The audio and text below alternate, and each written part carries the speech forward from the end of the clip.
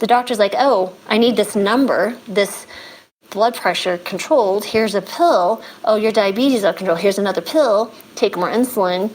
Oh, you're in pain. Let me give you pain medications. All that gets us is people who feel dependent on a system that is beating another system that's not working. We're sicker than we've ever been. We have some of the worst life expectancy of industrialized nations, but we spend the most money of anywhere in multiple countries combined. We spend more money. We're dying sooner, we're sicker, and we're living miserable older lives because we're sick younger. So it blows my mind. It really does.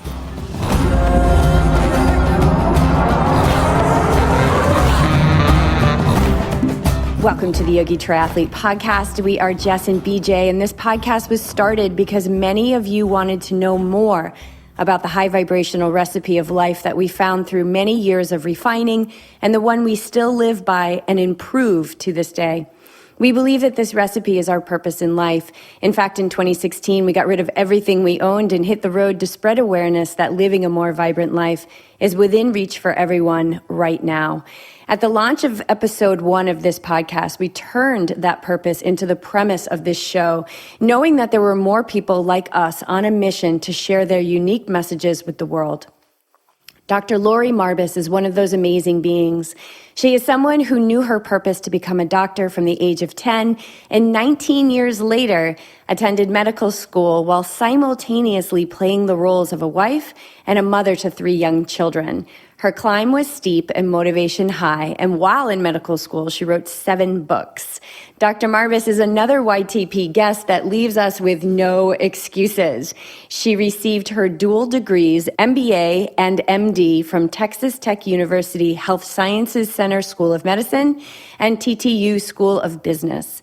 She is a double board-certified family medicine and lifestyle medicine physician who's been utilizing food as medicine since 2012.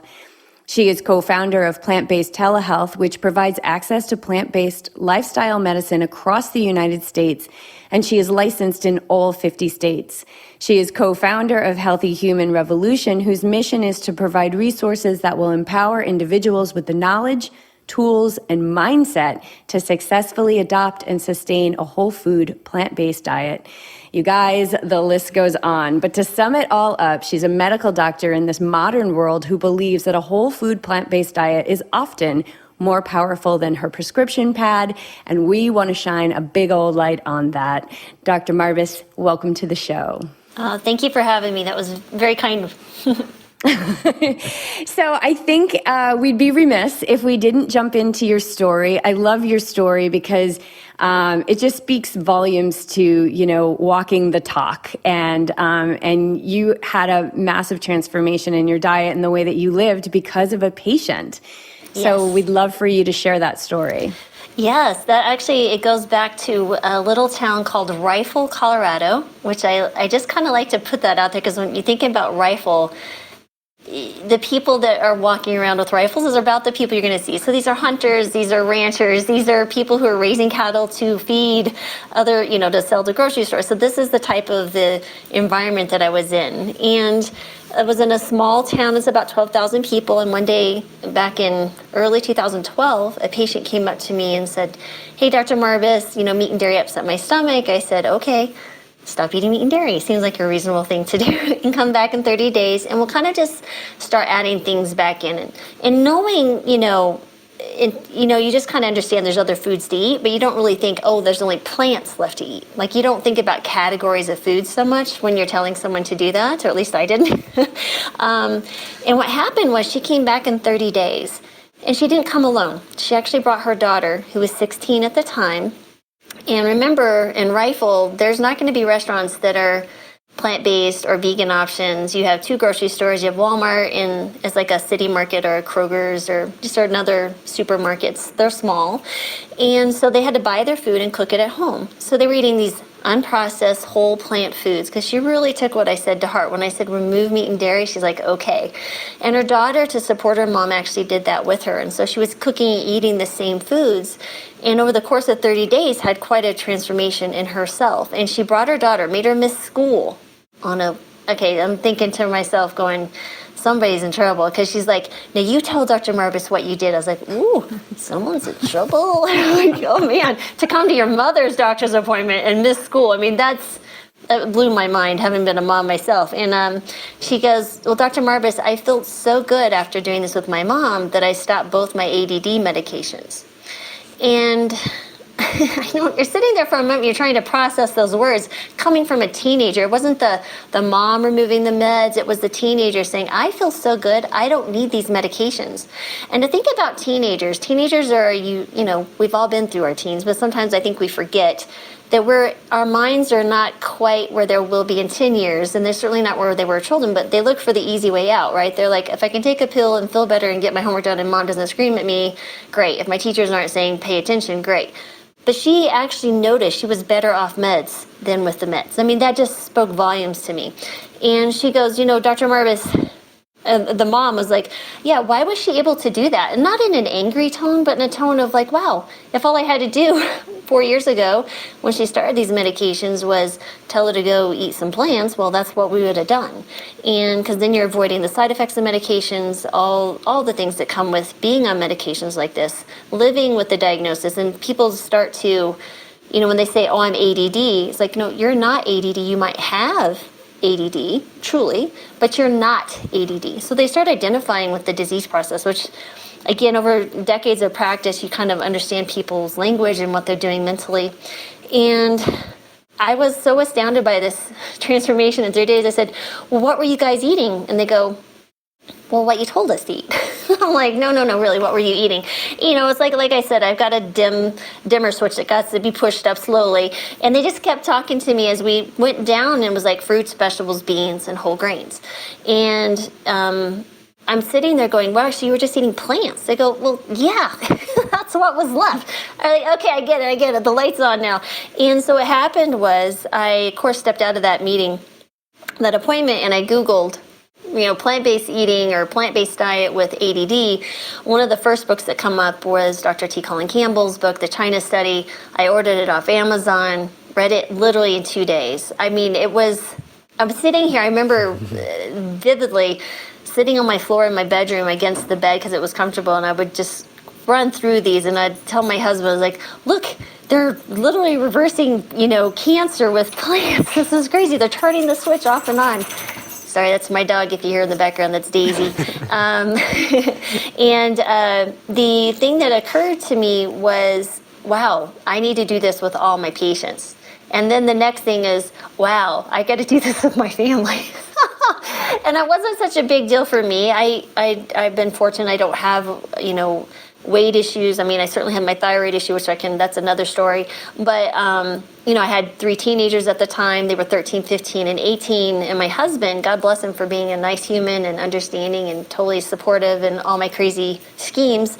I was thinking here, how am I going to do this one in practice? How do I convince someone to do this? How do I tell them to do this? I'm reading, what am I going to do with the diabetic? What am I going to do with the hypertensive? I just didn't know what to expect, because there just wasn't the things that we have now. 10 years later, it's a whole nother world out there. You have all this amazing support from other physicians. You have social media connecting you.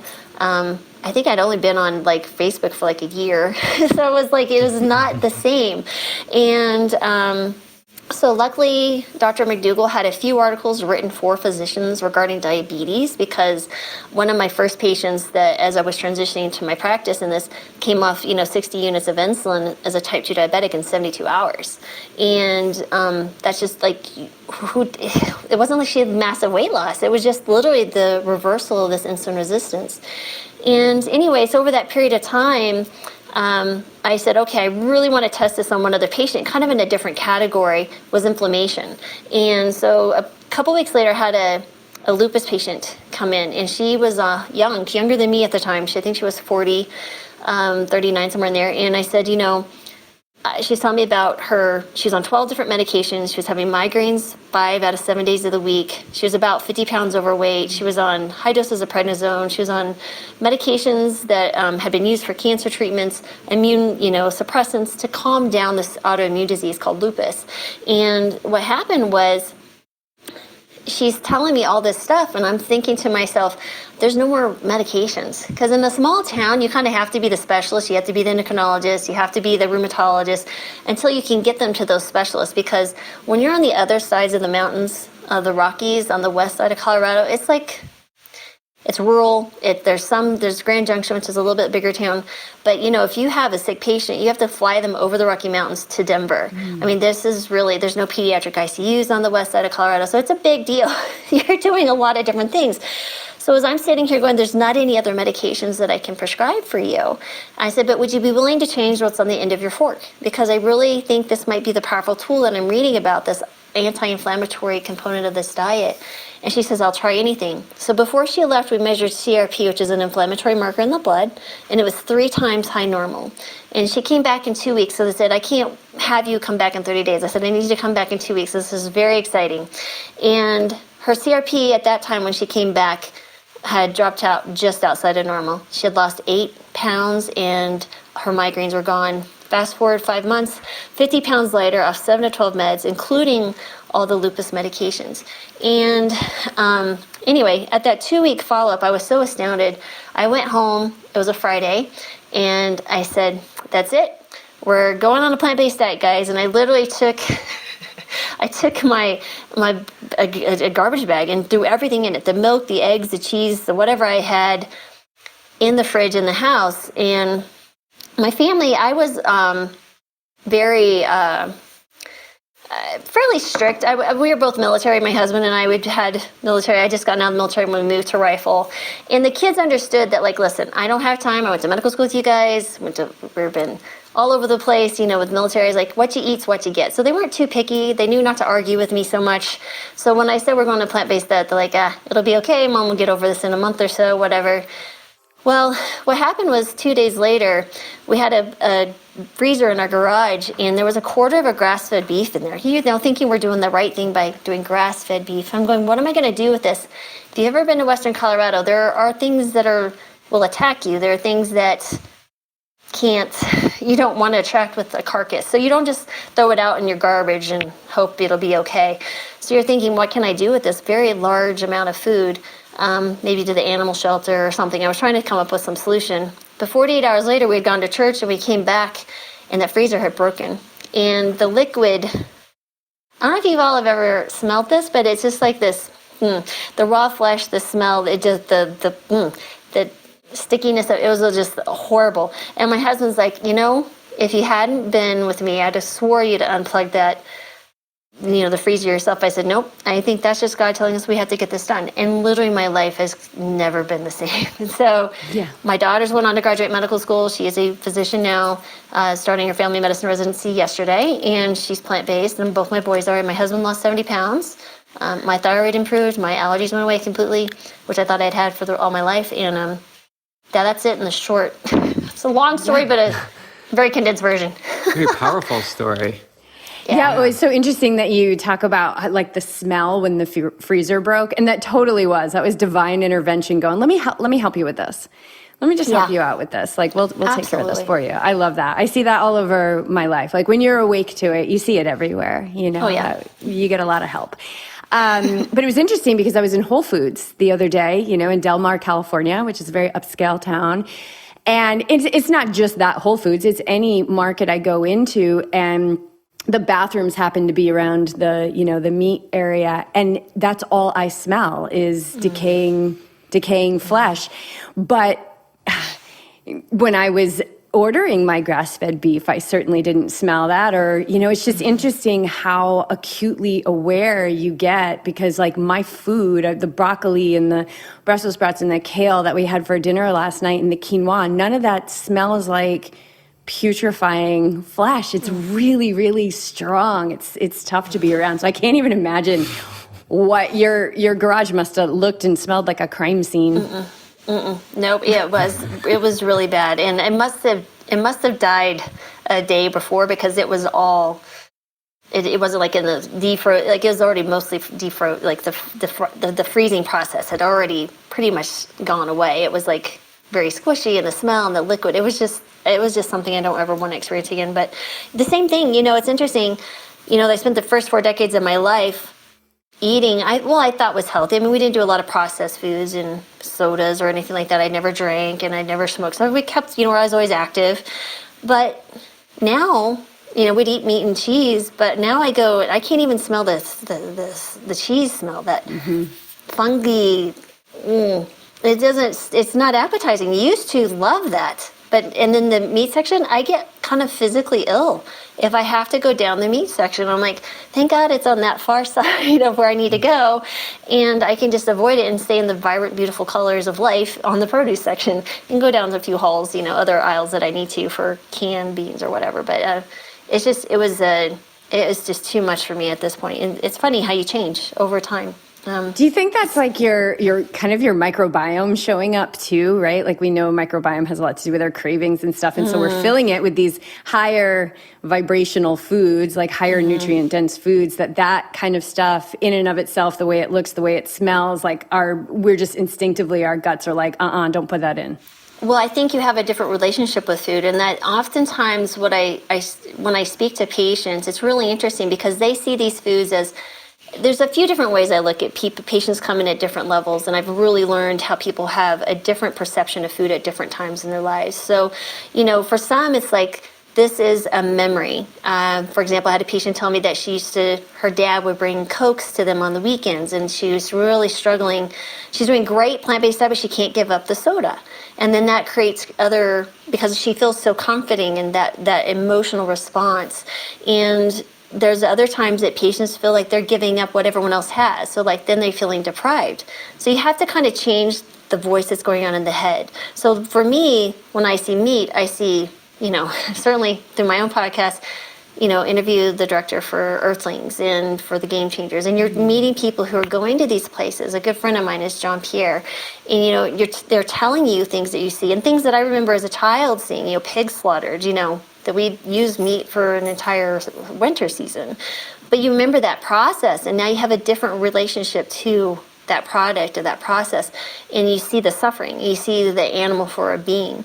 And that's really, I think that it's just a different thinking, but it certainly could be, obviously you're feeding your body different nutrients, you're changing your inner self, and that spiritual side of things absolutely is things we don't understand, nor will we ever, probably for a long time. It's like, it's a beautiful I think it's an eye-opening experience, and it's just I honestly feel it's like the most, how do you describe that? I think it's the most positive force that you can have when you can bring healing into someone's life without causing suffering somewhere else. So that's, if someone telling someone to do a keto diet or a paleo diet, someone has to die. They have to sacrifice their lives. You can't look at a dog, speaking of, daisies right here, I can't look at those and not think that's not different from a cow or a cat, is different from, a pig. You look at these animals and it just really changes your inner being. And that was not that case in the beginning. Not that I wanted to cause suffering for animals. We had animals since growing up and for the kids, but it's a different relationship now. I mean, it's completely different. For example, when we moved my daughter up to Boston for her residency, my son, Gabe, who's 22, and he is full-on vegan. Like, he is telling everyone he's got definitely the ethical component down, and he's just the climate, and he's like young millennial that you're like, go man, go. We're sitting and waiting to get on this boat tour, and this bee comes out of nowhere, and he could have landed on anyone, but he lands on Gabe. And Gabe is sitting there, and I videoed this, I put it on Instagram, and he's like, wow, look at this, there's a bee. And you can still see the stinger, and I'm like, okay. And he's like, I was like, that's impressive, Gabe. You're not even sweating, because I've been stung by bees, and I know my instinctual response is to like get away. And he's like, oh, Mom, it's okay. He's just looking around. He's just smelling. He goes, I'm just going to walk him over to this flower. And he walks him over to the flower, and he hops off, and he's happy as a little bee. I'm like, okay, that bee was drawn to you for some reason outside of all these other people, because I think, it was really interesting to see that even on that little small scale. I just can't help but think that bee was drawn to Gabe, because I know no other human that could do that personally. Yeah. Well, he was safe, right? There's no energy of threat. Yeah. And I guess, I always think about Daniel in the lion's den, right? Like all these lions, but they didn't attack him because he had no he had no fear or no threat within him. And, we've heard many sages and yogis and mystics say that very thing, that you can stand in front of a tiger and the tiger will lie down. We've seen this with yogis who have, reached high levels of consciousness. So it's just, that's what I always think, like bees, flies and mosquitoes, and like I've killed before, right? And now we spend a lot of time saving bees on the beach because the tide can, for whatever reason, they're always on the sand. But I never get scared about, bringing them up to the plants. That's a beautiful story. Yeah. I love it. Yeah. And he's got the voice, right? Like he's got the he's living just his on purpose. it. Like I'm like, wow. And he's like 22, and I was like, I didn't, but he also, he's told me, he goes, yeah, Mom, and I see that, here in Colorado, the sprinkler comes on, the worms start working across the sidewalk, and then by 11 or noon, they're dried up, but Gabe actually makes a point of going out and putting them back in the grass, and I'm just like, it's really cool to see that the kid do that. So it was really fun. I feel very confident in his future that he's just going to make, really good decisions and decisions that are going to be helpful for him and all others. So it's pretty cool. You were talking about touching upon change and how someone would change their, because we've all been there. We've been on one side and now we're on the other side, and it's like, oh my God, of course it's possible and it can happen. But we run into so many people that say, I could never do that. I can't do that. I can't just give up meat. I can't just eat all plants. And I was listening to one of your YouTube videos recently where you were talking about habits and the mindsets that and the belief systems that we form and we attach to because we believe it's the only way. So how do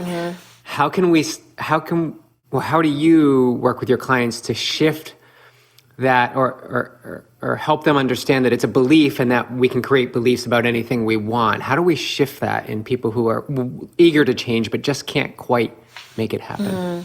Yeah, so you're going to have this spectrum, right? You're going to have the people who are just not interested.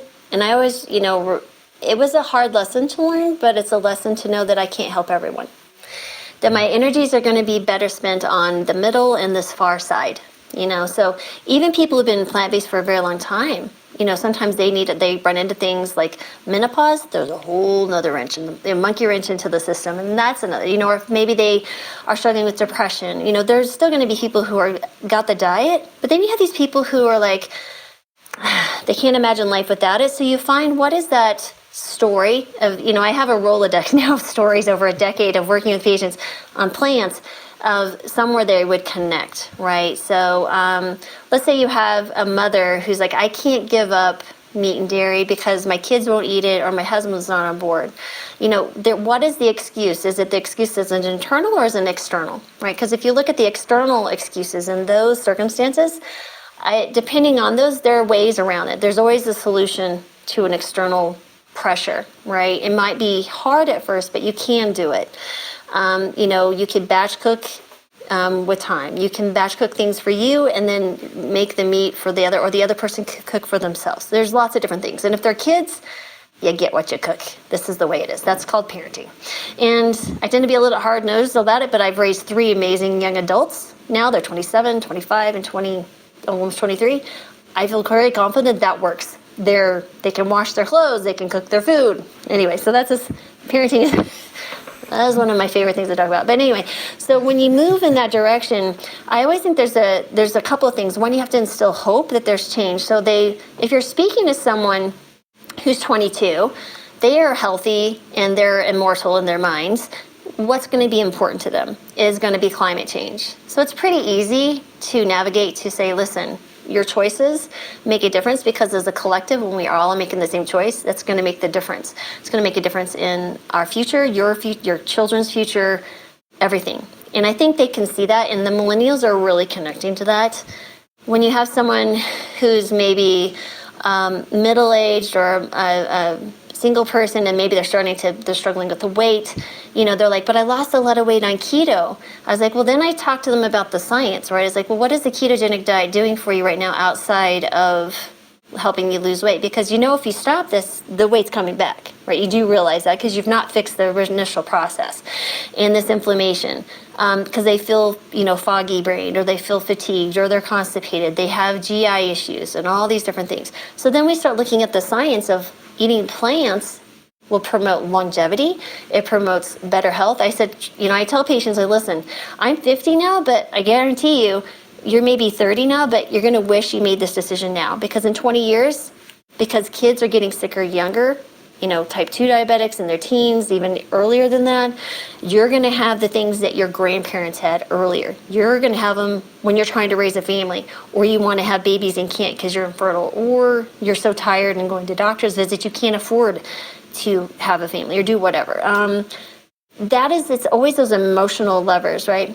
If there's others who just say, I don't know how to cook, but it's a pretty easy thing. Well, what do you like? Some of them have aversions to fruits and vegetables for whatever reason. So then we talk about the science that says, after you try something for about 18, 20 times, you'll start building it into your palate. But you have to have the desire and the willingness to do that. But I always just try to find, what is it that they can see themselves, instill hope in them, a change for one if they're sick. I was like, this is how you're going to get better. It's really easy to use plants because everything gets better. But there's no ill side effects to this at all. There's just not. You go on a keto diet, there's definitely going to be some worsening things occurring. And I have lots of stories of people who came off keto, went to plant-based, and had dramatic turnaround. So I use a lot of those stories because a lot of times those people are hearing that easy. They're eating meat and they're eating all these things that they like that they've been told is okay. And here you are saying, oh no, you have to walk away from those, eat something that's outside of normal. It's getting more normal, right? But of course I push a whole food plant-based diet. So I even, I'm happy to have people use transitional foods like the Beyond Burger and stuff, but that's not a whole food plant-based diet. That is still unhealthy, but it's better than the other.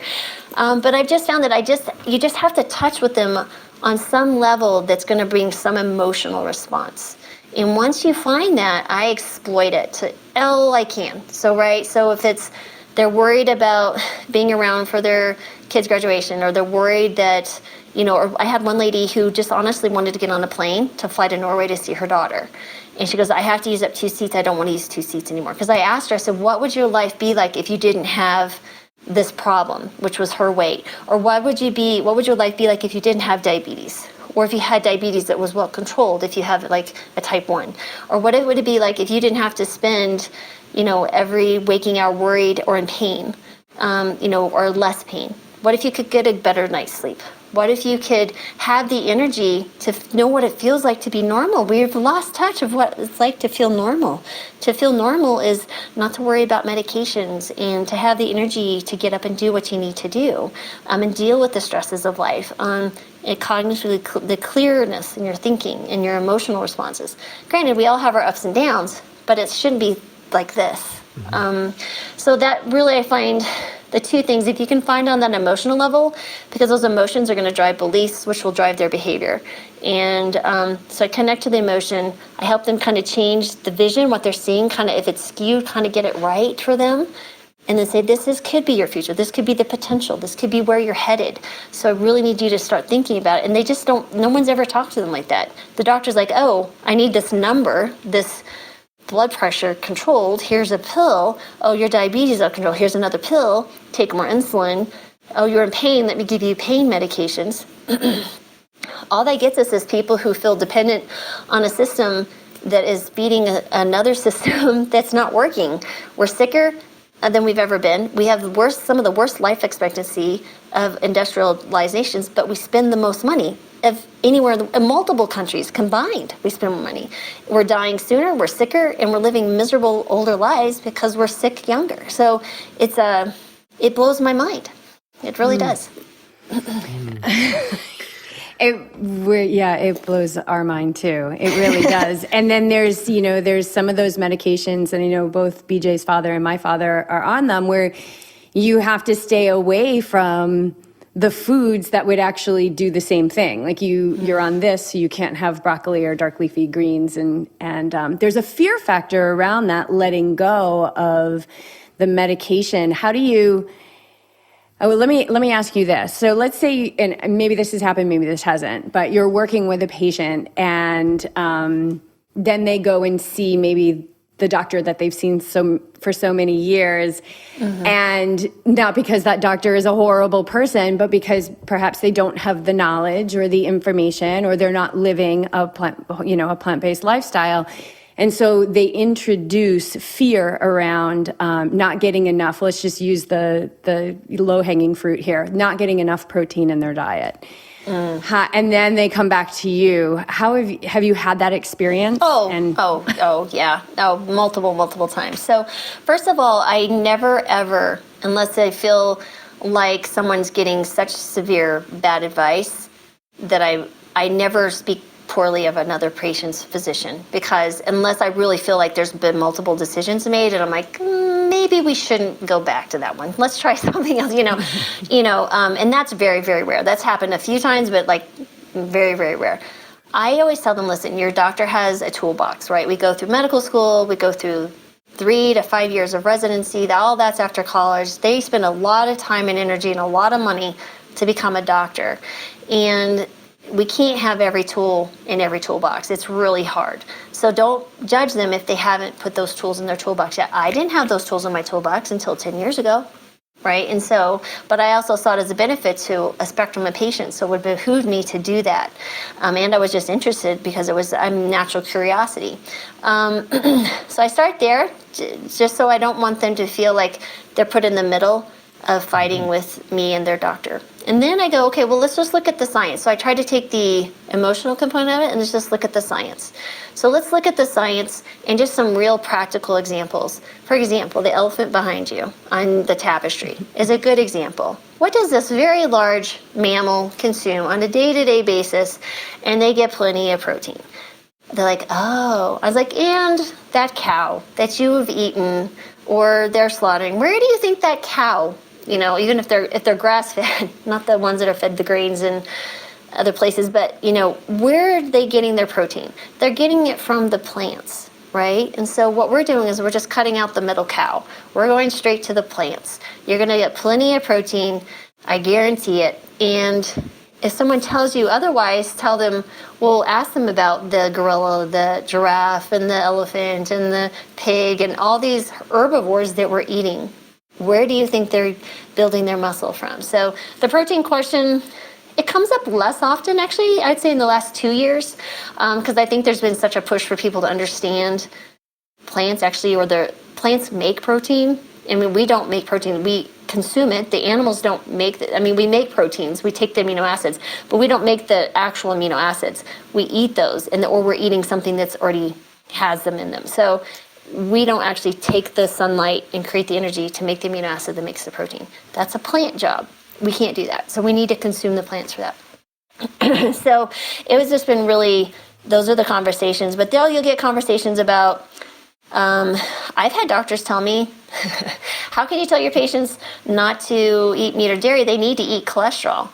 I was like, did you forget physiology? I mean, your liver will make all the cholesterol you need, unless you have, there's some genetic family stuff like familial hypercholesterolemia. That's an issue, of course, but those are rare cases. For the majority, you're going to get to the cholesterol you need. If we had stayed eating a plant-based diet, because I have plenty of patients that were plant-based, went through beautiful plant-based pregnancies, are raising amazing plant-based kiddos from day one, they're not going to build this plaque and the cholesterol and the disease that starts so early, as young as 10 in the United States. They're not going to have to deal with that because they never put in their body those things that are elements that are going to create the disease process.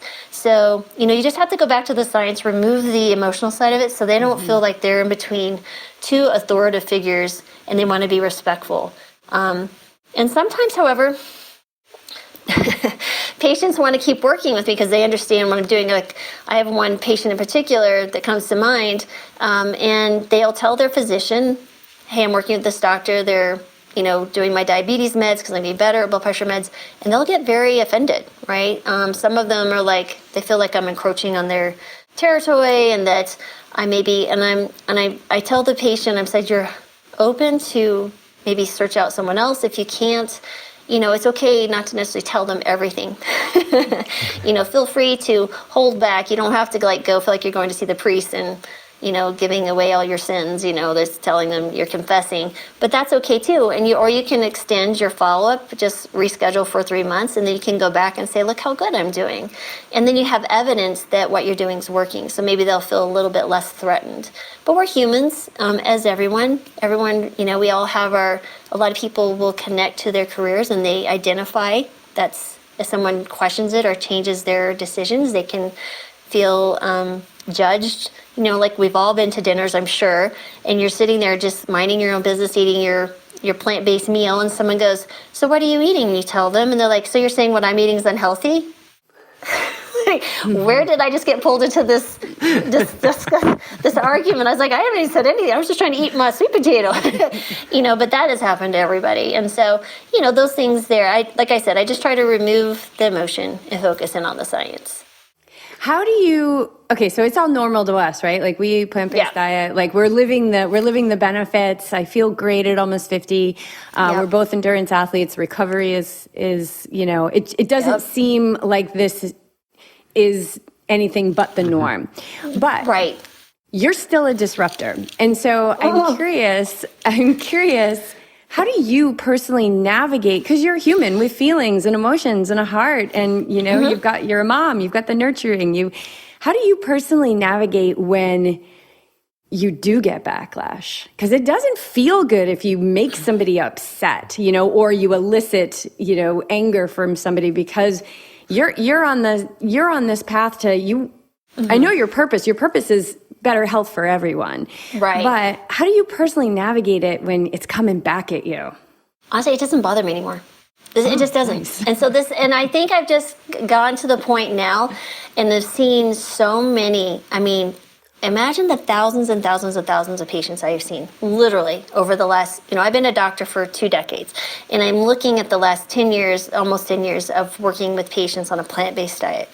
Granted, I was fumbling a little bit the first year. It got better. And I feel like I've really honed in now. So thank you, patients back then. You've been such a blessing to me. But when I start seeing the pullback, I am so convinced and know that I'm right, that if I get pushback, I'm like, then convince me that I'm wrong. I'm like, if you have a valid argument, I am one to be open and I will go search out. If there was a reason I literally went overnight to a plant-based diet and my entire family with 3 teenagers. I dare anyone else to come up to me and tell me that that's not a hard thing to do. And if you say that, then you've not raised 3 teenagers. I was like, and you live on the west side of town, on the west side of Colorado, called Rifle. Tell me, there's no community, there's no other doctors I thought I was the only one on the entire side of Colorado. Like, I'm it. This is it. And to be that convinced, it's such a deep core belief in me that I've seen every single patient who does this get either a little better, a lot better, or most of the time it's a whole lot, or even completely reversed. Their lives change. I've seen their ripple effects of them touching other lives, that they're pushing healing into places I'll never have access to. But it was, me talking and having those conversations. So when patients and people or whoever comes back to me and they seem angry, I'm like, first of all, if they're angry, this is not my thing. It's your deal. So I really have no problem with you being angry. Actually, let's talk, because I know I'm right. I don't say I know I'm right, but I get really excited and just like, okay, let's keep talking, because I have so much experience and so used to that. Honestly, I welcome it. I was like, maybe I search out conflict sometimes when I shouldn't. My daughter is adverse to conflict. She's like, Mom, you like it? I'm like, well, maybe that's why I joined the military. I don't know. But there was, I do just find it enjoyable to just kind of look at someone who comes at you with just like bullets blazing and totally disarm them. Because then they walk away. If anything, maybe there's a little bit of a pride thing. I should probably let that go. But, when I'm looking at them and I'm seeing them going, food for thought. Because nobody probably, if they live their life like that, if they're coming to me as a physician and they know how much I've done, I literally started plant-based health. Like, literally, they know this is what I do day to day. And they are coming to me with guns blazing and shooting things at me. these are people who are used to overrunning people in their lives because they have a belief system. They have to do it either because they want to be in power. And honestly, that's okay. And I'm welcome, but I'm not going to be a wall that crumbles. I'm just not. And I just, I use humor to disarm people. Or if it's someone else, I've never gotten to a yelling match or anything, but I think people get so tired because they'll have an excuse or something. I'll just pull out scientific study, I'll pull out patient experience, I'll say my own experience, my own family, and they're just like, they don't have the evidence to back up their claims because it doesn't exist. But if they do, show it to me. I am happy to read it. I was like, show me the scientific study that just tells me I can't get enough protein as plant-based diet, because obviously I've been living off Araden for a decade, or my patients who've done this for 25 years, or please tell me, because, or the patient that just vegan and she just popped out a healthy baby, what's going on here? So please tell me exactly where your evidence is. And they can't, because they're used to people being so bullied. They're like bullied. They're like grown-up bullies. The way to best disarm a bully is, one, you're showing the evidence that you're not going to punch me. Well, if you do, there's another issue.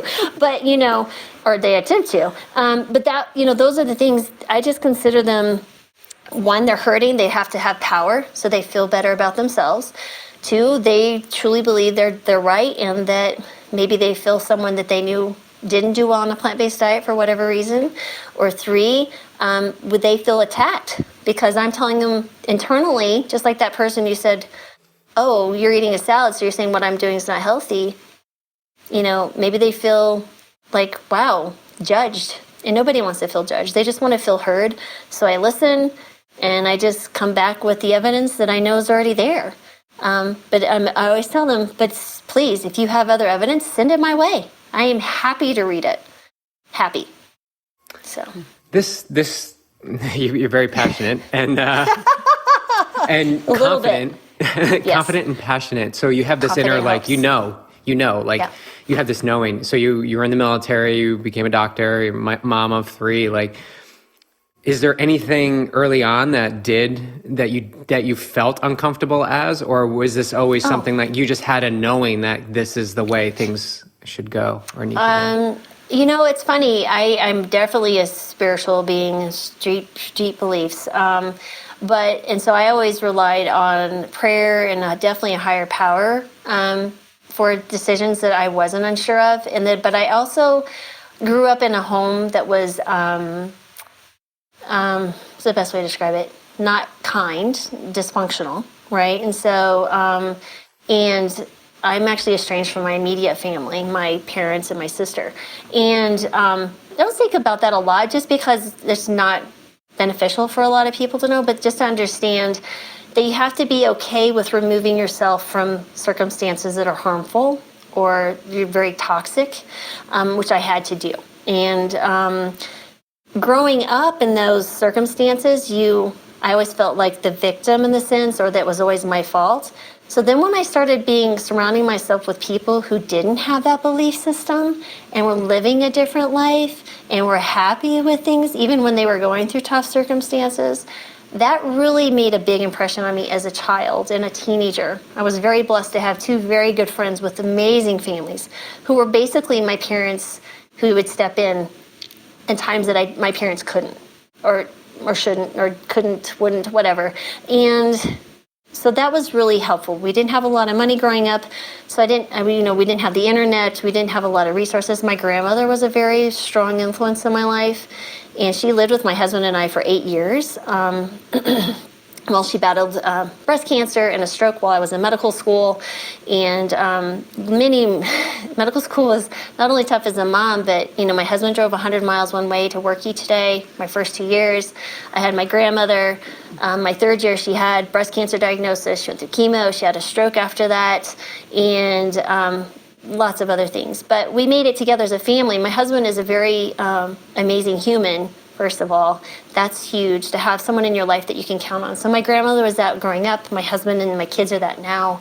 And so you need to have that community around you so you feel confident, right? So if you feel confident in your personal relationships and in your relationship with yourself, knowing that when you screw up, it's okay because life will go on.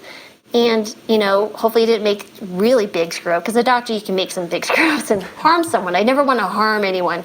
And so I would say yes. I think, the other thing that happened to me, which was really interesting, I used to be really shy, very critical of myself, but I also knew that my education was key for me to get out of my circumstance. But I always wanted to be the popular kid, right? So I was a dorky looking kid, buck teeth, big ears, big head, weird eyes. It's just strange looking. And that doesn't even make sense. You're so beautiful. Oh, no. You had to grow into it. I have pictures that you'd go, oh, okay. It'll be silence. Like, okay, I get it. So you just, it was a weird circumstance. That 13 age group, God bless all 13-year-olds. I wanted to be a cheerleader so bad. Oh my gosh. So I remember you'd go, and I tried out for 6th grade to go into 7th grade, and 7th grade to go into 8th grade. It was, kids are balloting. I probably didn't get one vote except for myself. And it was funny. So then I go into 9th grade. I was like, darn it. I worked on doing the splits. I could do whatever, cartwheels and handoffs, whatever. And I worked on routines and music. You put in your cassette, you're taping off the radio, and you're playing, you're learning all the dance stuff. And going into 9th grade, there was 2 elements that was a little bit towards my favor. There was a student decision, but also teachers and coaches would vote, but they kind of had the bigger majority. So I made it in my freshman year. So I was a cheerleader my freshman year. And then afterwards, after living that 1 year, I was like, I looked back at myself, and I remember being so shy that I couldn't even talk to someone, that I could go and do that. If I could conquer that, why can't I conquer other things? And I decided, too, that I loved being a cheerleader that year, but I was like, this was not for me. I'd rather go join the science club and the math club that I've already been in and stuck to that. But it was really fascinating, that little bit of confidence boost, and if we can inject that into people, let them see wins and really celebrate that with them, and understand that there will be hard things, but you just got to keep working, and you may or may not do, but you are going to learn so much about yourself and grow in that experience. That's just going to be tremendous. And I think that's been the benefit of looking back on your own life lessons. But don't look at them as failures. Look at them as, it's like my patients whose blood sugars are maybe too high, or their blood pressures aren't controlled, or they're not losing the weight. I say, listen, this is just data. This is just data. We're going to make different decisions. We're using the data, and we're going to go and make different decisions based on the data. And, the other element that stuck to my head was my grandmother. She always told me the things that she regretted. And I said, I refuse to have regrets in my life. So even if it was the wrong decision, I need to understand that it was a decision I made at the time. It was the best decision I could make, either, based on the evidence that I had. I didn't have a crystal ball. Regret comes with the 20/20 vision of looking in the rearview mirror. And I just refuse to live with regret. And if there is something that I feel made a wrong decision, if I can right it, I will. And you have to own it. When I was a intern, which is your first year into residency, so you're a doctor for the first time. Like my daughter started her internship yesterday, and she's calling me and telling me about, I was in clinic. I walked in, I'm like, Dr. Marbas. I'm like, Dr. Marbas, this is great. Emily's a Dr. Marbas. But anyway, I was so excited for her. And I was rounding with the surgeon. So in Texas, where I trained, family medicine, we plugged in everywhere. And so I was with the surgeon, and we have to round first. And we would take care of the patients and write the orders. And he did gastric bypass. And one of the patients actually had a low potassium that I had overlooked. And we're rounding with him, and he goes, look, this potassium is low. Who didn't take care of this? It's like, oh, sorry, it's my fault. I'll take care of it right now. Like, that would be the normal thing to do, right? He stopped, and he goes, what did you say? I was like, I'm sorry, that's my fault. I'll take care of it right now. It's completely overlooked. I'll make it as part of my checklist. And he's like, you're the first intern or any doctor that I've worked with that has actually owned their mistake. They try to blame it on someone else. I was like, there's another great lesson. So I own that. And so from that on, he loved me. He would call me way too much. Like, Laurie, can you take care of this for me? Laurie, can you do that for me? But it really spoke volumes, because if I can own what I've done wrong, and sometimes it's really scary because you don't know what's going to be on the other end of owning up to something. But most of the time, our imagination is way worse than reality. And we just need to accept it, because then you bring in the peace. Because when you don't correct what you can, or if you don't come to peace with it, I can't sleep. And I always tell my patients, like, listen, I got to tell you everything. We're going to make this decision. If I worry about you, I can't sleep. So we just got to do this. Let me get some good rest. But your mind needs to be put at rest. And that's just what I found. And I think that confidence comes from knowing that even if I make the wrong decision, I'm okay to write it, even if it's hard. Because I've done a lot of other hard things, you know. Yeah, I mean, you're the poster woman for staying the course. And I love how, you could look back on your grandmother and say, oh, all she did was complain about the regrets. But you don't look at it that way. You look at it like, wow, she taught me to live a life where I don't have regrets. Right. And Absolutely. You could say, oh, this doctor that didn't like everybody and everybody didn't like him. And then I got stuck with him. No, he actually taught me the lesson of being truthful. Right. And these are very, truthfulness is such a beautiful tenet for life, because you never have to hide from the truth. It's fluid. Right. It just goes everywhere with you. I absolutely love it. I'm so glad that we got to see this side of you, and that we got to kind of dive into you as a person, because I want to mention that you have an amazing podcast. You have an amazing YouTube channel where people can really dive into the stories, the data, the information, the science behind what you're so passionate about. So can you tell us, let's start with Healthy Human Revolution. Yeah, tell us about that, and then you have to tell us about plant-based telehealth, because that's amazing. Absolutely. So Healthy Human Revolution started with Anthony Masiello, who's also my business partner with Plant-Based Health, and Jason Cohen, because we were sitting around, each of them lost either 120 or 160 pounds. Jason lost 120, has gone on to run 100-mile races. Anthony lost 160 pounds, has kept it off for 15 plus years. He's got a really amazing story as well. And we were sitting there, and we'd known each other and became good friends. And we were like, how can we help others? Because we all had this driving force. I was doing what I could with my practice. They were doing coaching or talking to people. And we're like, let's build a platform that we can provide the information, help people make that transition. Where's the tough spots? Let's come up with because one of the courses that we have for free is batch cooking. We have free courses on building up your immunity. I have a free one with even superhero cookbook. I got 8 little superheroes from vegetables for kids and families, and I walk them through what they need. I hear things people tell me, I can't do this, I don't have enough time. There's how to save time in the kitchen. So that's where that came from. The podcast is part of that. It started 5 years ago because I really wanted to understand human behavior, 1. And 2, I wanted a resource to send patients to. Please go listen to this. Go, this story, this is here. And after 5 years, I've gotten, I'm closing in on 300 episodes. That would be the next big one. And and plus I tell people, I was like, it's a very selfish thing. I get to meet amazing people. Mm-hmm. And so I can, like yourself, like I would never have been able to do that before. And it's led to amazing opportunities. It's opening doors.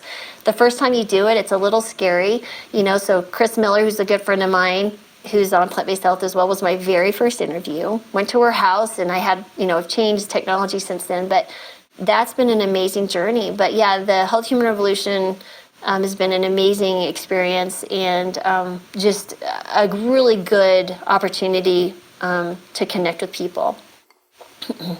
Yeah, I agree. It's been, This podcast has been such a labor of love, and I've never touched it with anything but love, right? Like, oh my God, there's so much to do. And we've always just shown up for it. But the people like yourself, the people that we get to have conversations with, people who are doing, have overcome obstacles in their life, who are, disruptors, who are out there for the betterment of the whole. I just can't, I have to pinch myself. I can't believe that I get to do this. It's so amazing. So yeah, I totally get you on that. And then tell us about plant-based telehealth, because both BJ and I are going to be going to our parents to say, sign up, we're going to pay for it, just do it. Awesome. No, that's great. It was interesting. So back in 2016, I actually, my youngest was a senior in high school, and I was offered a job by Dr. Joel Furman to be his medical director down in Florida for a place where people could come in and stay with us for extended periods of time. So I moved down there in my son's senior year. My husband stayed back. We had been deployed apart for multiple months, Middle East, wherever. And it was a tough decision because I didn't want to miss Gabe's, my youngest, last year, but we understood this was an amazing opportunity. So I went to Florida. The clinic was open for 6 months. And again, I think this is divine intervention. I have patients still now in Plant-Based Health from then, but our investors pulled out overnight. And it was a tough time because I literally went from having a job one day to no job. And to have that happen was like, I was thrown into the middle of turmoil I had never had. I mean, I had kids in college. I had moved. We had 2 places we were paying for. I was like, well, this is interesting. And what was interesting was I had a friend of mine who I had written, we had connected years ago, many, many years ago, and where I had written for some livestrong.com on different things. And we had stayed in touch, and she had messaged me like literally maybe 6 weeks before, hey, there's this other telemedicine company. They're looking for docs. If you're interested, here you go. I was like, oh, I'm doing great. Thanks. But I'll, pass it along to someone if I see someone. Well, I remembered that, and so I reached out, and we connected. I ended up working for this telemedicine company. It's a national telemedicine company. People call in for colds or cough and UTIs or whatever. It's acute care, basically. And I was thinking I could do this while I get my next brick-and-mortar job. That was my thinking. No. The universe had a whole nother plan. I just didn't see unfolding until now I see it, how it unfolded. So I ended up doing that for 2.5 years. And in that process, when you have patients coming in and you're only supposed to spend 10 minutes with them addressing their issue and moving on to the next patient, one, it's exhausting, but 2, you see their past medical history because they're filling that in, you see their medications, and I'm like, hey, you're a diabetic. Oh, hey, I see the high blood pressure. You're on 4 different meds. Have you ever heard of a plant-based diet? And talking about lifestyle elements and different things. And it really intrigued them because they think they're just calling for something, our video, it's all video, for a very minor thing and getting off. And it ends up being, 30 minutes. And I am not making near the money I should because I get paid per patient. And he's like, my husband's like, you're useless. Because you might as well not even be working. I'm like, well, this is great. So the patients were booking appointments for follow-up on diabetes, which this platform was not meant for. I mean, you can make appointments, but it was not meant to be creating this element of relationship for chronic care management. And I was telling Anthony about this, and he's intrigued, right? Because then I was getting invited to their headquarters because they would take a subset of physicians, and if they won quality awards, which I did, and they would invite you to come, and they'd have this really cool, very transparent, meetings about their workings, what their plans were, and I was learning about the business side of things and talking to their C-suite. Their C-suite would come to me and say, hey, Laurie, your data is really weird. We're looking for marketing. So we had people, kind of looking through the labs and seeing what the data, yours is quite skewed from the normal. A1Cs are going from 11 to 6 in 3 months. What's going on? I was like, I'm feeding them plants. They're like, okay, what else are you doing? I'm like, I'm feeding them plants. Are they working with anyone else? No, they're eating plants. And and I'm sitting here going, they see the skewed data. Obviously, I'm doing something different. Their business, I understand this business model. We can reach across. I'm like, so I'm telling Anthony all this stuff, right? And he's like, Laurie, we should start our own telemedicine company. I was like, oh, God. Or like, Anthony, I don't think you understand. These people have venture-backed capitalists. I have an MBA, but I don't know about this. There's a lot going on here. The medical space, medicine is complicated, and then you throw it into a new type of space where we're just entering and understanding telemedicine, where the laws are a little fuzzy, and insurance. I mean, I understand that just from being a doctor and all those years of practice. I was like, He's like, okay, come on, let's do it. And I was like, all right, fine, but I have to quit this job. So I found another job, and I was doing some amazing people from over in Nashville that I was working, doing some other stuff that wasn't telemedicine. So I was okay to move on and do other things. It took us 1 year and 3 months to organize it, to pay lawyer fees, understand the technology, all the red tape, labs, medicines, EHRs, marketing, billing, payment, contracts, whatever. And so you're sitting here going, oh my God. And And the thing is, we knew it was going to be hard, but we didn't know how hard. But we just kept hitting an obstacle. So Anthony and I are both very like this, and we just kept knocking him down. And then we started having conversations with like Cyrus and Robbie from Master Diabetes, Chef AJ. They're like, yes, do it. And you're like, yeah, okay, we have people in our corner. And they were instrumental in helping us get started. They were so generous with us. They still are today, very supportive of us. So thank you guys, everyone who out there who sends us patients. And we launched literally the month COVID started sweeping across and everything was shutting down. So we had spent 15 months planning and getting ready to launch. How is this going to be received? How are we getting people to think about telemedicine is okay? But instead, we just had a worldwide pandemic that did that for us. So, I mean, granted, I would never wish a pandemic on anyone, obviously, but I can't help it. God's like saying, yeah, this is what you're going to do, because this pandemic came from people not eating what they should be, and people are chronically ill. This is what's going to be harmful, and here's the solution. So I'm going to take down the barriers of prestige of telemedicine everyone's going to be looking for because they don't want to go places and get sick.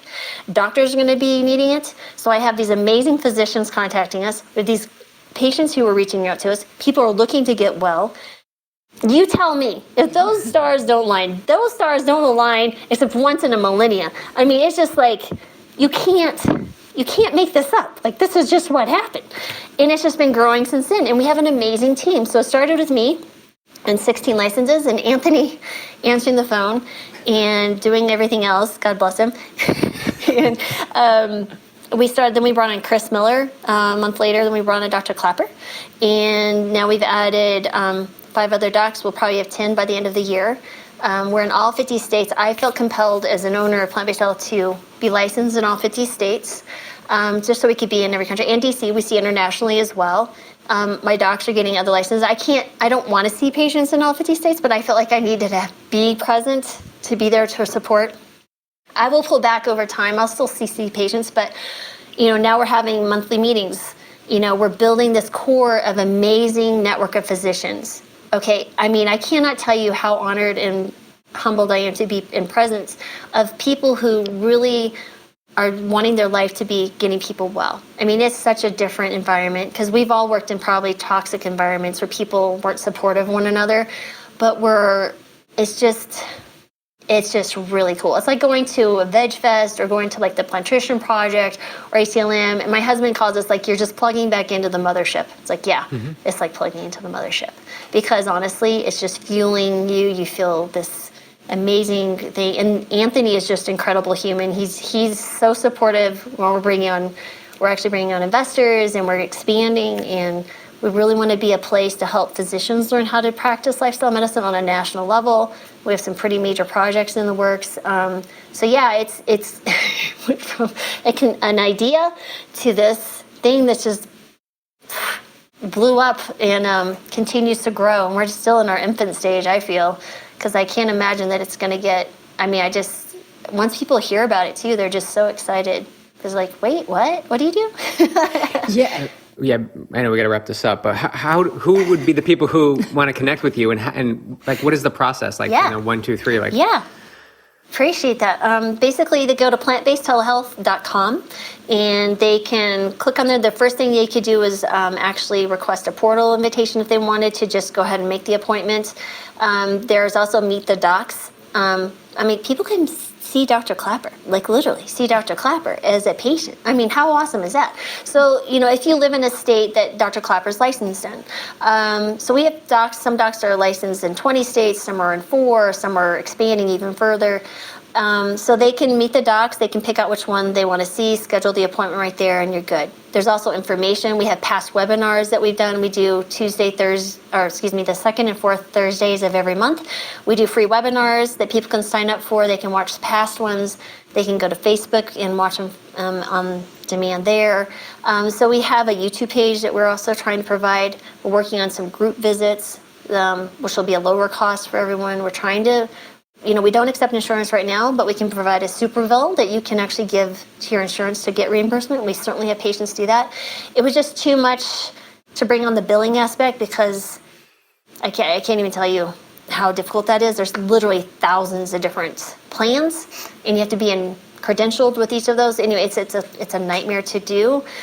So we try to make the cost as minimal as possible, but lean organizations so we can be around for 10 years and the next 20 years and bring on the next generation of doctors as I retire and whoever retires to really provide the care that's needed. But who would come to see us would be maybe someone who is healthy, but they're plant-based. They're like, I want to make sure my nutrients are okay and that I'm doing this right. Or maybe they are been told about the plant-based diet and they're plant-based curious, but they have diabetes and hypertension or they have GI issues. Or maybe they transition to a plant-based diet and they're having all sorts of gut complications from it, which I think is one of the number one reasons people quit a plant-based diet. So we can work with those folks. We can order labs, we can order medications, we deprescribe, we prescribe if necessary, which certainly can do. We're also bringing on hopefully our very first specialist by the end of the summer, a cardiologist. We're hoping that's going to be available. So we're really working to make this a all-encompassing ability. Unless you need hands-on care, if it's an emergency issue, obviously I can't help you, but we can get those educational opportunities and that medication management and all those things. It answers questions in a safe environment for people. So but we have amazing doctors. Do you mind if I tell you who their names? No, yeah. Yeah. So I have Dr. Chris Miller, Dr. Michael Clapper, then we have Dr. Kim Scheuer, Dr. Nikki Davis, Dr. Colin Zhu, Dr. Jeff Pierce, and Dr. Elizabeth Fontaine. And so they're all over the country. We have people who speak Spanish, we have French, we have people who can do sign language, we have OB-GYN, we have family practice, internal medicine, integrated medicine. It's just amazing. Look at these. Dr. Zhu went to culinary school. Oh my goodness. So I can't wait to utilize him. He's one of our newest members. So, but yeah, there's some amazing talent. I call it the brain trust. I feel smarter every time I meet with them. So it's just a really incredible opportunity. Oh my God, This is what the world has been waiting for. And I love I believe that timing is always divine, right? Like we follow those hits. If they're scary or if it's like, oh, it's too much, and you want to go and hide, like just keep moving forward, keep living from your heart, know what you want in this life, right? Like you want to help people feel better in this life or assist them in feeling better, empower them to feeling better. And when you look at your plan, right, we could even look at medical school. Like what an inopportune time for you to go to medical school, 29, 3 kids, one of which that was 10 months old, starting this business when your husband's like, you're not even bringing in enough money. And I think that's just such a message that we speak here at Yogi Triathlete is, just be in the moment, like take the next logical step and let life unfold for you, because the way that it unfolds is always beyond. There's no way that you could have foreseen what you're in right now in 1 year and then where you're going. Like, it's so amazing. No. It's so amazing. I love what you're doing. I'm so glad that we had a chance to talk. Oh, thank you so much. Honestly, and this kind of goes back to the confidence thing that you were mentioning in that question. I just really want to push that people will be presented opportunities. Don't be afraid to do the hard thing and do it, right? Because if we're always living in fear, we're never going to take those opportunities that lead to something else. So I was a little concerned about leaving my son, but he's fine. He didn't eat his mama his senior year of high school. I was obviously in touch, but I went off and I learned some amazing things from Dr. Furman. But if I hadn't done that, if I'd have stayed in my comfortable job in Rifle, Colorado, I was actually in Grand Junction at that time, just doing my regular family medicine, I would have never lost my job, Lord willing, never lost my job, some other circumstance, but I would have not lost my job overnight, and I wouldn't have been presented the telemedicine opportunity. I had to go through those really hard things and think about, did I make the wrong decision by leaving and, pursuing this?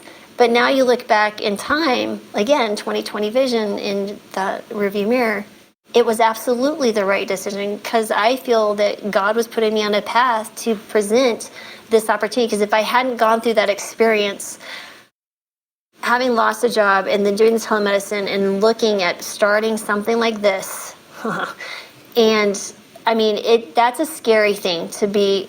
I've left my day job since then, so I'm fully self-employed, which is crazy as a physician. But when you're looking at that and you're just thinking here like, whoa, I would have never, those steps had to happen. I had to build that resiliency is there. You just have to trust it. You just have to, know that surround yourself with the people that are going to believe in you and have those conversations, have hard conversations, think hard, critically think about things. What is the best thing right now for me? Is it staying where I am, or is it going pursuing? Maybe it is walking through the door, and maybe it's shutting the door, but another door will open, right? My job ended in Florida, but now the telemedicine opened, which opened to this. So you guys just believe in the path that the world, I believe it's God, universe, whatever you want to call it, that higher power is laying out for you. But you can't be afraid. If you're fearful, you're going to turn from it. Those opportunities, they come and they go. They may present themselves another way, but you also may be continually walking away from the most wonderful life you can lead. And it's so worth it. So do it. Yes. Yes. She's speaking our language. I love it. Dr. Marbas, thank you so much for being on the show. So appreciate your time. And I feel so blessed to be able to get this out to at least our community. And I will encourage everybody who listens to this to tell somebody in your circle, if not 5 people today, about plant-based telehealth, because it really is exactly what the world has been waiting for. So thank you so much. Thank you so much. It was an honor to be here.